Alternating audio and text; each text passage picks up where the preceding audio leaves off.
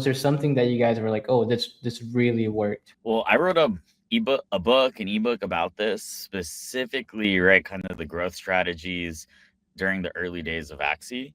And there was no silver bullet, but a lot of it was remaining like experimental, right? So basically trying new things and then tracking the results in a very systematic way. What's the journey been like? Like, how did you start Axie and Ronin? What was that process like? Like a lot of people in crypto, I started out as a community member. At the time, I was looking for something to dedicate my time to after CryptoKitties. Is there someone you look up to like for your business like learnings, lessons, anything like that? We learn from the traditional kind of ways that startup founders learn, like Paul Graham. But to me, working on this has always felt more like a political movement or starting a country, right? All right, should be good. Jihoz, man, thank you for coming on, brother. How you doing? Yeah, thanks for having me, man. Yeah, man. No, thank you. It's a pleasure having you on, man. So, maybe for those of maybe that don't know you, which would be surprising, maybe give it just a little bit of a rundown. Who's Jihoz? And I want to know a little bit more of what the journey has been like over the past couple of years. Yeah, I mean, I'm Jiho. I'm a co-founder of Sky Mavis. We're the inventors of Axie and Ronin. Yeah, I'm a gamer. I'm a collector. Grew up collecting insects with my father.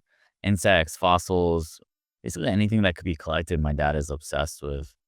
And I also grew up playing games because my mom is Korean. I have Korean cousins. So when I was a kid, I would play StarCraft and Diablo to kind of stay in contact with them.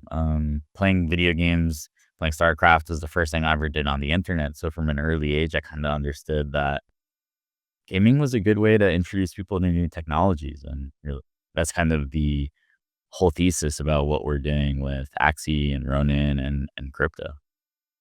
Yeah, no, that's interesting, man. I know you've talked about that a couple of times. Just kind of the backstory of how you grew up, just really being a collector at heart and a gamer, at heart as well, which is like it kind of brings both worlds together when you think about it in crypto. Maybe we can dive a little bit of what's the journey been like? Like, how did you start Axie and Ronin? What was that process like? Well, I like a lot of people in crypto. I started out as a community member. I discovered Axie just as from a user's perspective, right? I discovered the project and I was looking at the time, I was looking for something to dedicate my time to after CryptoKitties, right? So CryptoKitties is what actually introduced me to NFTs initially, what got me using Ethereum and actually getting my kind of feet dirty with the technology, right? And so that was my introduction to actually using crypto. And I was in love with the idea of a crypto game and digital collectibles. And I discovered Axie as a community member. This was all the way back in like March of 2018. And I just, I dove in. I introduced the project to a couple of people, saw that they were responding positively to it, and thought that, hey, this is something that, I want to double down on. Right. So we kind of took it one step at a time and just joined as a community member. And then I was the community manager. And over time, when we decided to basically create a company around Axie, that's basically when I took on more responsibility as a co-founder of that. Yeah. That's interesting, man. Not many people start off as a community member, then build on to be a co-founder. So it's surprising you were able to pull that off, man. And I think it speaks to what you've done with both Axie and Ronin now. Like, if you wouldn't have joined that community that day, like I'm sure life would be completely different now. Um, I want to ask you, why do you think that Axie was such a success? Right. So, like, I mean, when you think of onboarding and you think of crypto gaming back in 2020, 2021, Axie's like the go-to. It's one of the top, same with CryptoKitties. What do you think that was? Because there's a lot of different games coming out there. Axie was a perfect blend of something new with something old, right? Axie is nostalgic. It reminds you of your childhood games like Pokemon, Tamagotchi, Neopets, but it was also very futuristic, right? You're using a new technology. It's a way for people to start using crypto in a meaningful way for the first time, right? To be transacting on chain, using an NFT, making friends within with the technology, learning how to transfer coins, learning how to use a DEX, learning how to use a bridge, learning how to use an NFT marketplace. These are all things that many people, hundreds of thousands of people, and perhaps millions learned how to do via Axie. And so yeah, I think it's a combination of, right, the IP being really beautiful and eye catching. That was one of the things that we noticed, is that people were initially, right, just drawn to it as they thought it was something that was cute and interesting. And then, right, that kind of facilitated them diving deeper into the technology. So it's a combination of that, like eye catching IP, and and I think we were innovating, right? We created a lot of new mechanics and rolled them out to people in a way that the world had never seen before. The idea of a NFT that could be used to earn an ERC20 token, right? This was something that we really pioneered, and we're the first to do. So, I think it's a combination of basically, right, like a really beautiful IP, some innovation, and then, or we always had this very strong core community from the early days. So when people discovered Axie, they were able to, right, learn more about it, meet this community that was very much ready to help them navigate the rabbit hole. Yeah, man. I think you guys definitely pioneer what today is, crypto gaming. I wanna also understand from I don't know if you touched upon this before, but from a marketing perspective, right? Um, I mean, I'm sure it was a huge success, right? Like you guys were able to onboard millions. From that point of view, like, do you guys? I mean, I know there's no like golden bullet, but was there something that you guys were like, oh, this really worked? Well, I wrote an ebook about this specifically, right? Kind of the growth strategies during the early days of Axie. And there was no silver bullet, but a lot of it was remaining like experimental, right? So basically trying new things and then tracking the results in a very systematic way. And so, you know, some things that we did were some of the first NFT giveaways of all time. So in the early days of NFTs, like NFTs were super expensive, right? But Axie, because of we had the breeding process, we were able to basically give away Axies for 30 cents each or something like that. And we were able to start basically onboarding new users where we gave out thousands of Axies to people. And then we're like, okay, we gave this person these Axies. They played the game, right, for X number of times, right? They ended up like remaining a user after 30 days or not, right? So we're able to basically give away Axies very programmatically and like to the specific people that we wanted to onboard, right? That's even part of how we got onto Binance was we gave all the Binance Angels Axies, and then right they were able to see that it was actually a game that was actually fun, and I think that trickled up, right, to the higher levels, to the higher echelons, I guess, within Binance. So we were very, like, systematic about experimentation, giving out Axies, the way that we built the community, I think, really facilitated referrals and people bringing people on. We saw scholarships was a big way, right, that, uh was like basically a huge mechanism that was driving our growth. And, when we saw that kind of mechanism develop, we really, double down on that as well. So, yeah, I think. No, that's awesome, man. I think from I mean, those are certain things like maybe you can't do today because there's just so much more volume of projects coming out, right? Like back then, it was like just a small handful of them. One thing that I noticed, just kind of from an outsider's perspective, is that you're very involved with the community, right? Like, I'm sure there's people that DM you, and you actually have the time to get back to them. I know you're very active on Twitter. You get back to the community. So I think that also helped. And I'm sure you've been like that most of the time. I wanna understand a little bit more, right? So you guys have another like V2 of Axe, if you want to call it that, coming out soon. It looks sick, man. Like, mm, tell me a little bit more about that. Like, what does that look like? Yeah, I mean, so we're releasing an Axie MMO. We're building an Axie MMO, right? And the idea is that this is going to be the Axie game that we've always dreamed of. I think for a long time, there's been the notion or this idea that we need some Axie game where we can all hang out, we can meet our friends, we can form guilds, we can level up together. And we know that, like, from games like EVE Online, from RuneScape, even from WoW, that MMOs are the game genre that is most conducive to basically driving a large player-driven economy. And a lot of the black market and gray market trading that happens that Web3 will eventually displace, right? A lot of that happens via, uh, in MMO games. And so, yeah, it's called Axie Infinity, Atia's Legacy. Uh, yeah, you go check it out. Like the trailer got 11 million views. We got millions of pre-registration, 17 million pre-registrations for the game. And yeah, so just check it out. Make sure to pre-register. You can do that at axieinfinity.com.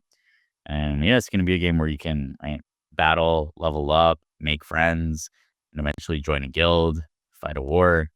Um, so yeah, I think the trailer got really good feedback, and yeah, we're pushing to make that kind of dream and that vision into a reality. And so yeah, really excited about it. Yeah, no, I'm excited for it, man. I mean, I think you guys absolutely smashed it with Axie back in 2020. With now with a way bigger budget, with way more manpower behind it, I'm sure like you guys are gonna kill it again. I want to kind of switch it off a little bit from gaming, and I think from some of the interviews that you've done, I can kind of get a feel you're like you have a very good entrepreneurial side of things, right? You understand business very well. Is there someone you look up to like for your business list, like learnings, lessons, anything like that? I think I studied history, right? So I draw inspiration from like kind of a wide range of sources. And for me, of course, we learn from the traditional kind of ways that startup founders learn, like Paul Graham and things like that. But to me, working on this has always felt more like a political movement or starting a country, right? So for me, like I'm also almost like inspired more by like the founders of America, right? Like or different founders of kind of countries. So I think that's a little bit unique where it's less so drawing inspiration from business compared to other entrepreneurs, but more so looking at, right, like rulers and founders and or founders of nations and how they basically uh, went about things. That's an interesting approach, man. I don't think I've seen many people talk about it.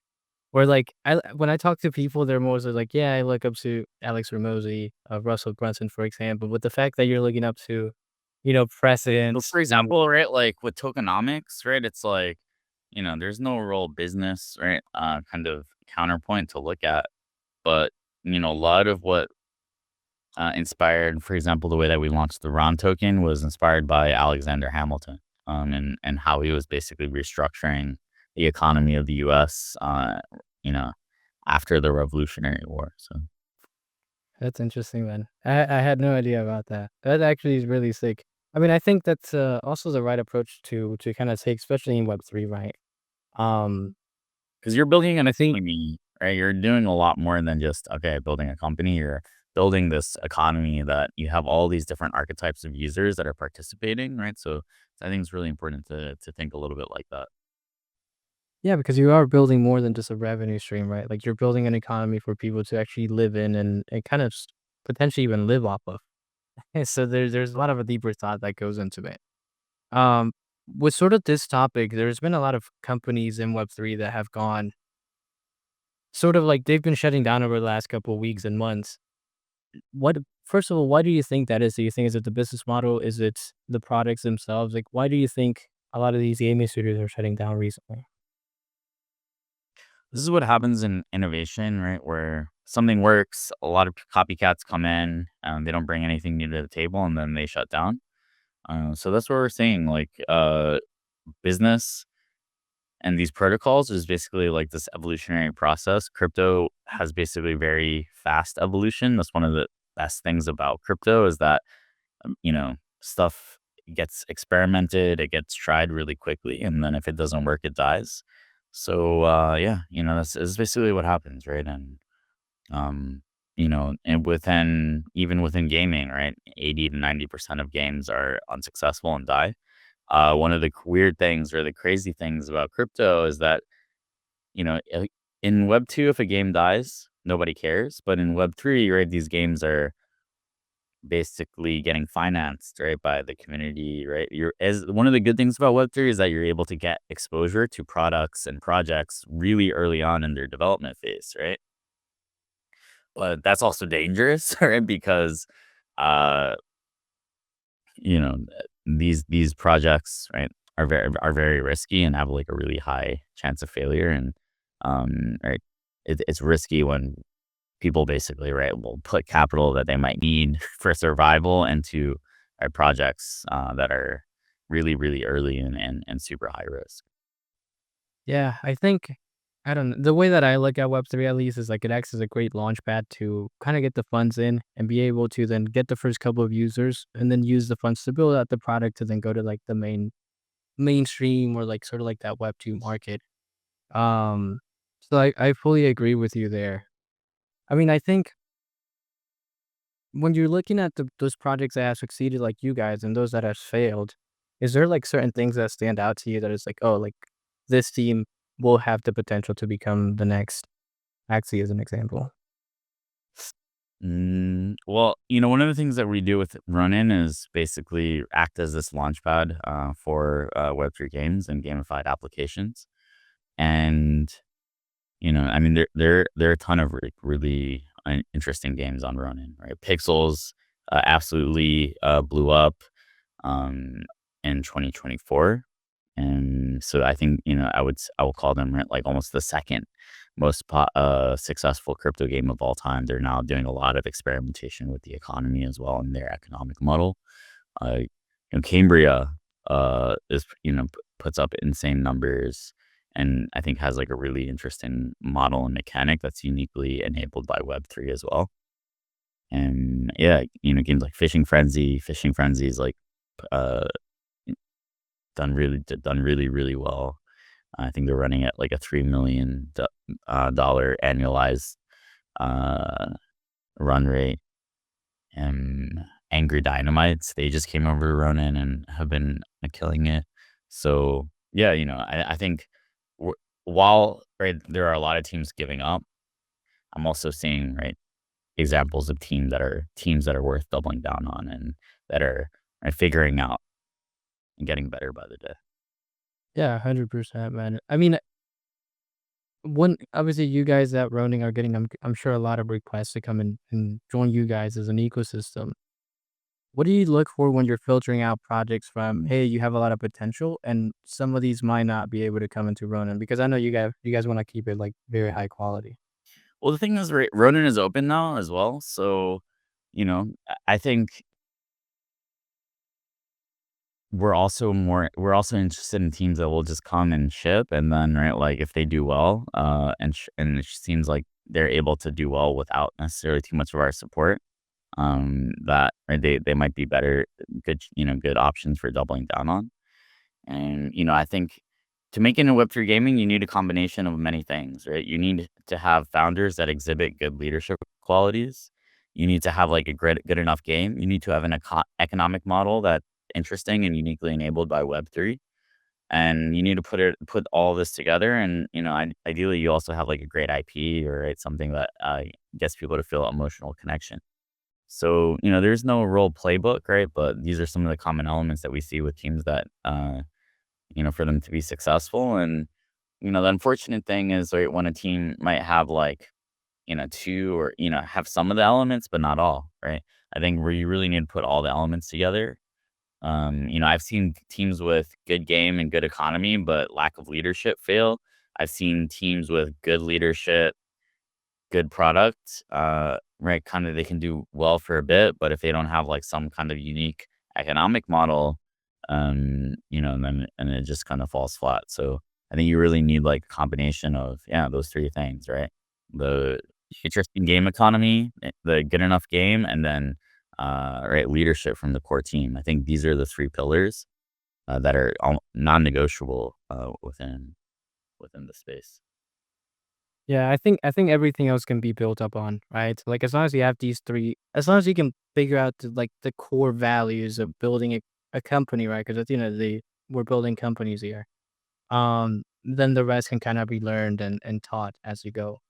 Um, I want to also understand, right? Like obviously you guys have built 2 very successful companies, Axie, Ronin.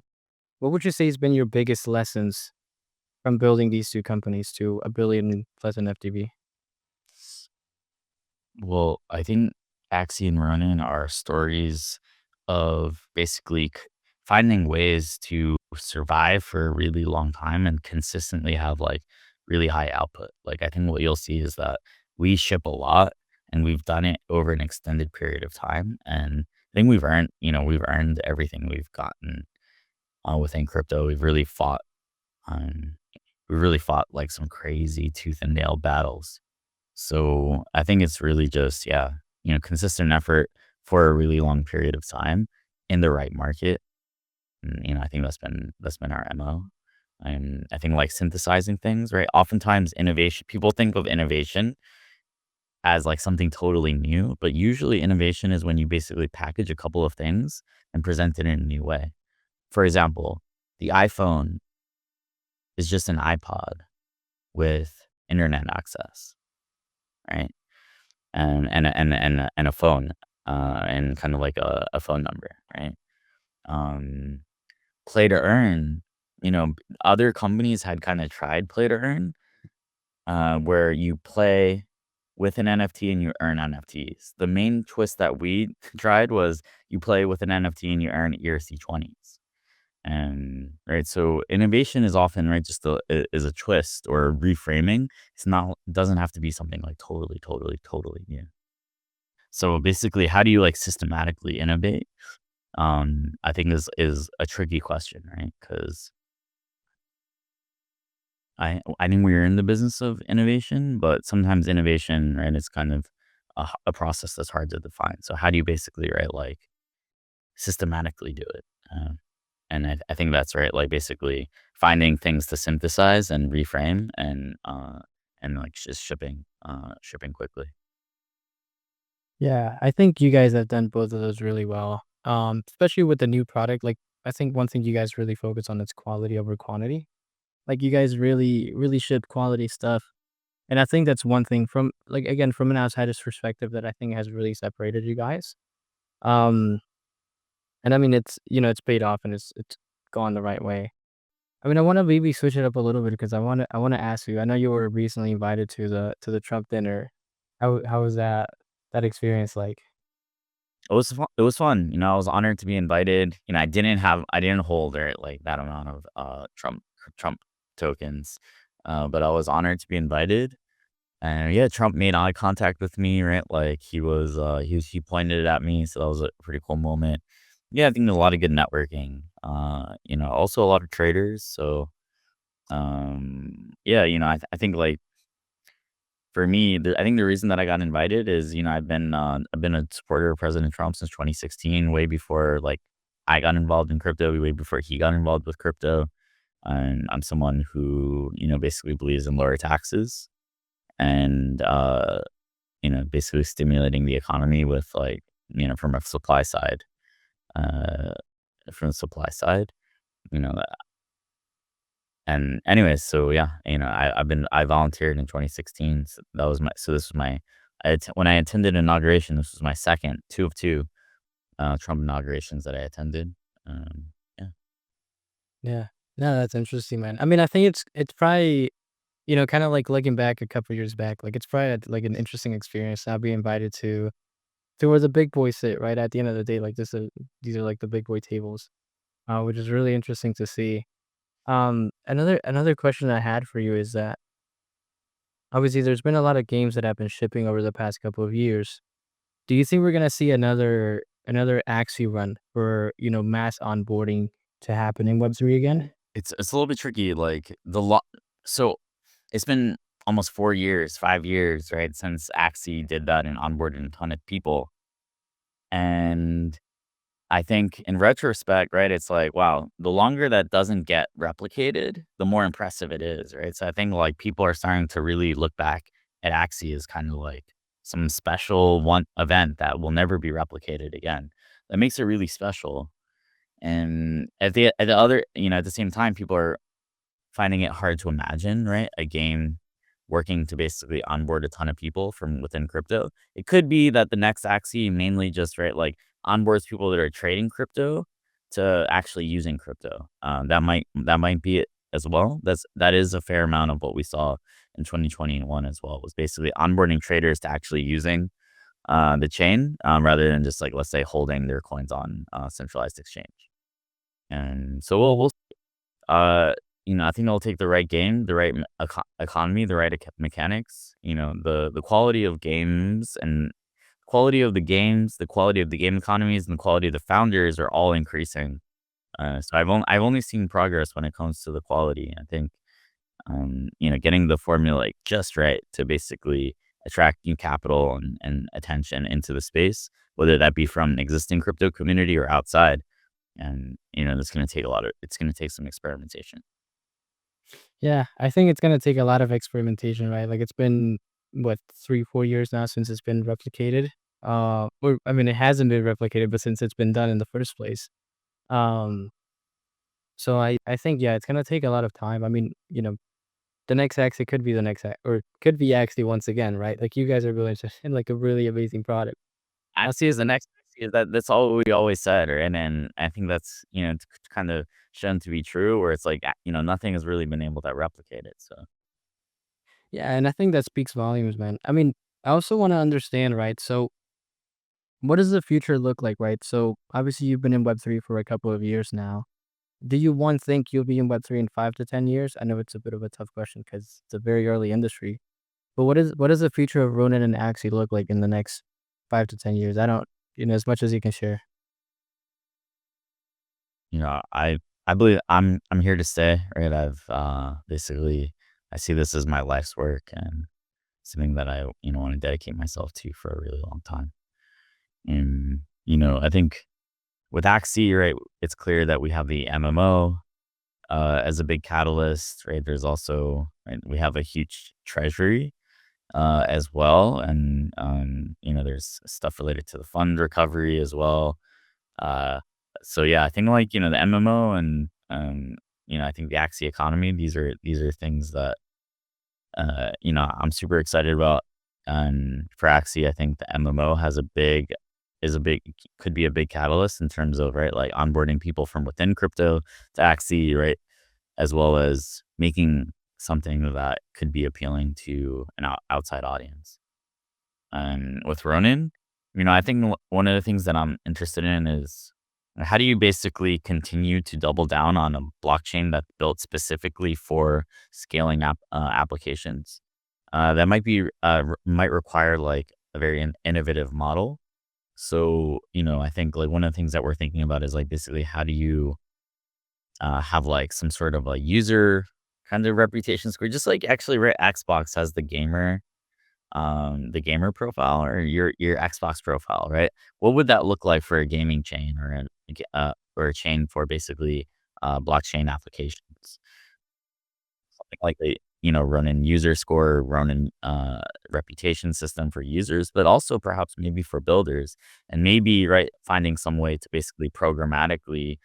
Right now, like blockchains, they spend a lot of money on security because blockchains, they have to be secure, of course. But blockchains don't only need to be secure; they also need to have users, right? Actually, if a blockchain doesn't have users, eventually its security will go to zero in the long run as well. Right? It'll die. So that's another thing that we're thinking about, right? Is like basically, is there a better way to use protocol rewards to basically stimulate growth rather than just, right, incentivizing security? So those are some of the things that we're thinking about. But generally, right, with Axie, I think we got the MMO, we got governance in the treasury. I think those are like two big catalysts that we have. And then on the Ronin side, right, it's like basically how do we make sure that the best games, the best gamified applications are able to win and succeed on Ronin. And we've seen some early examples of that, but how do we continue to double down on that and enable that even like programmatically from the protocol level? Yeah, I think business is a lot of doing what's already working, and I think for you guys, there's a lot of things that are already working. So, maybe doubling down on those is, I think you guys have done really good. Would be the like a good approach. But I mean, I think you guys have um, the right tools and the right team to continue to build what you guys are building. So it's really good to see, man. I mean, I guess last question I would have for your brother would be for the teams that are building today, what would be piece of feedback or something that you see a lot of founders mess up with when they're building in Web3 today? Right now, nobody really knows what's going to work in Web3 in the long run or even in the short run, especially when it comes to like basically driving usage of applications. I think we need more experimentation with tokenomics and new token models. I think like some of the interesting stuff that we're seeing is coming out of like Kaido and the virtuals ecosystem, like right, like points and rewards post TGE. So I think that's like the blue ocean, right? Is like coming up with reward systems and token and incentive mechanisms after TGE as well, right? Whereas I feel like there's a lot of I think right, like basically incentive systems post TGE. I think that's where a lot of the innovation remains to be seen. Um, but yeah, I think founders aren't spending enough time thinking about this. I think that's also why, right, like the virtuals ecosystem and the Kaido ecosystem has been pretty interesting, is because it kind of plays in that area. So also looking to do more of that, with Axie and with Ronin as well. Yeah, I think 90% of a founder's marketing is on pre-TG for the most part, as we stand now. But I think a lot of the focus should be going, after the product's out, like when the work really starts. But yes, man, I think that's amazing feedback, brother. Um, I think that's everything from my end, man. I think once again you touched up on everything, man. I think you've been absolutely killing it. Is there any last words you wanna leave audience here? No, I mean, thanks for having me. If people are interested in getting involved with Ronin or Axie, I would definitely recommend two actions. One, go to axieinfinity.com and register for the Atia's Legacy playtest. And two, go to wiki.roninchain.com. It basically will have all the information you need to get started with Ronin. And yeah, thanks for having me. And, uh, Yeah, sweetheart. great to sit down and chat. Oh, thank you for coming on, man. It was a pleasure. All right.